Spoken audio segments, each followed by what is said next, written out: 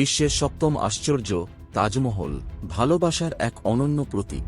কিন্তু আপনি কি জানেন, এই অপূর্ব সুন্দর মার্বেলের কাঠামোর নিচে এমন কিছু অন্ধকার সত্য লুকিয়ে আছে যা আপনার চেনা ইতিহাসকে বদলে দিতে পারে? হ্যাঁ, তাজমহলের ভেতরে এমন কিছু গোপন ঘর রয়েছে যেখানে সাধারণ মানুষের যাওয়া তো দূরের কথা, সেখানে প্রবেশ করার কথা ভাবাও আইনত অপরাধ। কেন ভারত সরকার এই ঘরগুলোকে চিরতরে সিলগালা করে দিয়েছে? কি লুকিয়ে আছে এই বন্ধ দরজার ওপারে? সোনাদানা, কোনো প্রাচীন রহস্য নাকি এমন কোনো সত্য যা জানলে পুরো পৃথিবী চমকে উঠবে? জানতে হলে ভিডিওটি একদম শেষ পর্যন্ত দেখুন।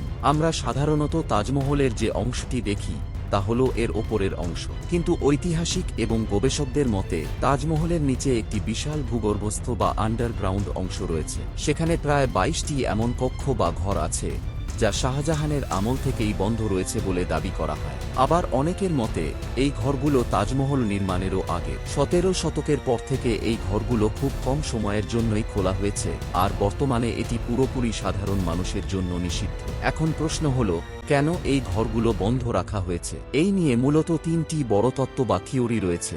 1 নম্বর থিওরি, কার্বন ডাই অক্সাইড ও ক্ষতি। বিজ্ঞানীদের মতে তাজমহল তৈরি হয়েছে মার্বেল, পাথর এবং চুনসুরকি দিয়ে। এই গোপন ঘরগুলোতে যদি নিয়মিত মানুষ যাতায়াত করে, তবে মানুষের নিঃশ্বাসের সাথে নির্গত carbon die oxide gas marble পাথরের সাথে বিক্রিয়া করে ভেতরের দেয়াল নষ্ট করে দিতে পারে। এমনকি পুরো তাজমহল ধসে পড়ার ঝুঁকিও থাকতে পারে। তাই সুরক্ষার স্বার্থে সরকার এটি বন্ধ রেখেছে। 2 নম্বর থিওরি, লুকানো ধনসম্পদ। অনেক ঐতিহাসিক মনে করেন মুঘল আমলে যুদ্ধের সময় বা বিশেষ প্রয়োজনে বিশাল ধনসম্পদ লুকিয়ে রাখার জন্য এই ভূগর্ভস্থ ঘরগুলো ব্যবহার করা হতো। শাহজাহান হয়তো তার বিশাল কোনো গুপ্তধন এই 22টি ঘরের কোনো একটিতে সিলগালা করে রেখে গেছেন, যা আজও আবিষ্কৃত হয়নি। 3 নম্বর থিওরি, ধর্মীয় ও ঐতিহাসিক বিতর্ক।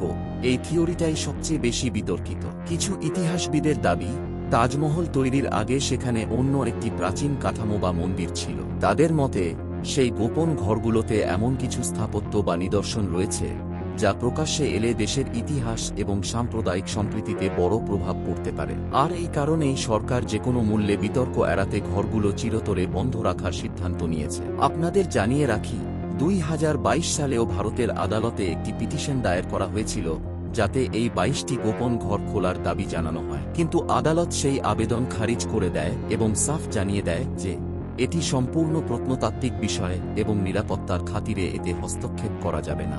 আর্কিওলজিক্যাল সার্ভে অফ ইন্ডিয়া কয়েকবার রক্ষণাবেক্ষণের জন্য সেখানে গেলেও সাধারণ মানুষের জন্য এর দরজা চিরকালের মতোই বন্ধ। তাজমহলের এই 22টি গোপন ঘর নিয়ে আপনার কি মনে হয়? কোন থিওরিটা আপনার কাছে সবচেয়ে বেশি সত্য বলে মনে হয়? কমেন্ট বক্সে অবশ্যই আপনার মতামত জানান। ভিডিওটি ভালো লাগলে একটি লাইক দিন এবং এই রকম আরও রহস্য রোমাঞ্চে ঘেরা ভিডিও দেখতে আমাদের চ্যানেলটি এখনই সাবস্ক্রাইব করে পাশে থাকা বেল আইকনটি ক্লিক করে দিন।